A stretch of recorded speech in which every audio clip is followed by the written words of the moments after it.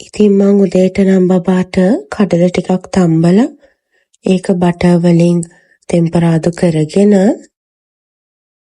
ඒකටම බඩම් බික් දෙකක් එක්ක නට්ස් ටිකක් එකතු කරගත්තා.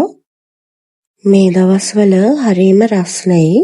ඉතින් මම මේ බීම් එක බබාට හදලා දුන්නා.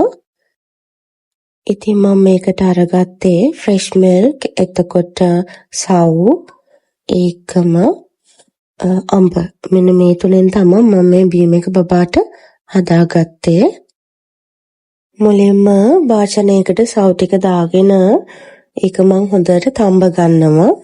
ඒකට ඕනේ නම් ලුණු ටිකක් දාගන්නත් පුළුවන්.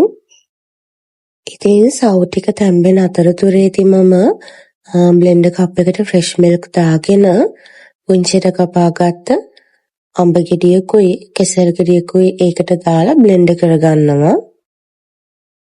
ඊට පස්සේ මම තම්බගත්ත සව් මේකට දාලා කලවම් කරගන්නවා.